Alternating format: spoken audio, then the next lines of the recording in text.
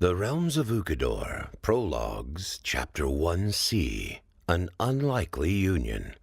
The afternoon becomes evening as Gir, Denahi, Urtos, and Jadobi stood atop the hill surveying the orcish fort below. The group discusses their plan and send Jadobi in to scout the location. Jadobi's tattoos glow and engulf him as he assumes the form of a cat and scales the wall with feline grace for a better view. The rest of the group follows and stacks up against the wall, awaiting their chance to enter. Inside, Jadobi finds several sleeping orcs, and above them, a large, blue, drow-like creature suspended in a cage. Jadobi attempts to get a closer look and is seized by an orc. Jadobi goes limp in an attempt to lose the orc's interest, but instead the orc decides to make a snack out of the little cat. "Hey!" a voice calls out, stern and loud. The blue creature in the cage is Barakabu. "Unhand that cat!" Though his attempt to intimidate the orc fails, it does draw attention of the adventurers outside, who realize their friend is in trouble. Urtos quickly scales the wall while Gir and Denahi take point on opposite sides of the door, waiting to make their move. Below the fort, Torque, Farlan, and Venus have been taken captive and are locked in a musty jail. They search the room and discover an old hatch beneath some crates. Torque smashes the hatch open, revealing a small tunnel. Venus and Farlan jump in and search for an escape, while Torque tries with little success to smash the jail door open. The elven siblings find a well, and Farlan lifts his sister up to climb out. She finds herself in a room with two sleeping orcs and takes immediate action, taking the sword from one and attacking him with it. Farlan hears the commotion and begins trying to make his way out of the well, but it is difficult without assistance. Torque hears his newfound comrade struggling to battle the guards and smashes the door down with newfound strength just as Farlan shimmies his way out of the well. The trio slays the guards and regains their weapons and gear.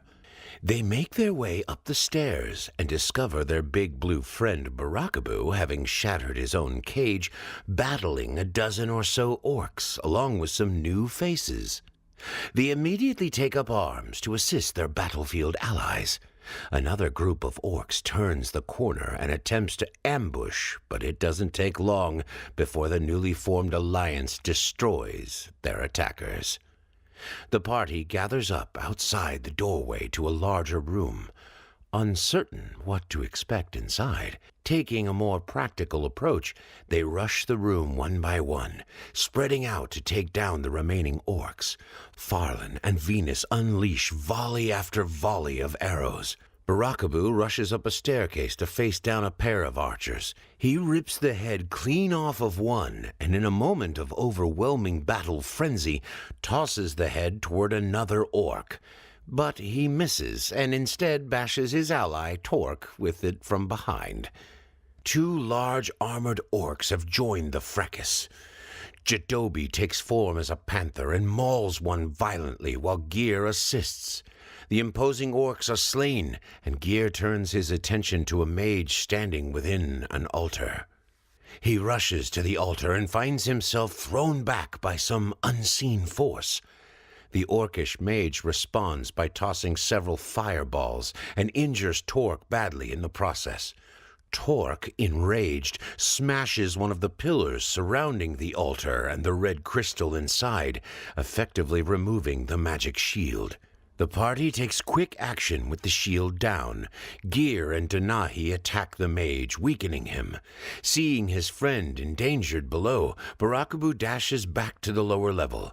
He rushes the mage with a powerful uppercut from the top and takes his head clean off, spiking it to the ground on the backspin.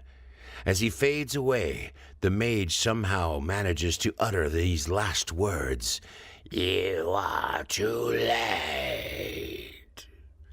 The party sets about searching the bodies for clues and useful loot, being careful to remove and preserve as many heads as possible for the promised reward. Among the findings, a book written in an unrecognizable script. They notice there are far more provisions and sleeping areas than the 20 orcs they killed would need. It would seem a greater force may yet be away. Deciding it best not to wait and find out, they gather their things and make a good distance before setting camp. As they sleep, Gear has a vision. He wakes with a newfound focus and, uncertain of the meaning, feels an urge to head east. Farlan, too, is awoken from a similar vision. The two silently acknowledge each other and gather their things to depart without waking the others. Farlan leaves a note for his sister, urging her not to follow. Ertos, on watch, silently watches the two leaving and decides to follow them. Unguarded, Torque, Barakabu, Denahi, Venus, and Jadobi continue sleeping through the night.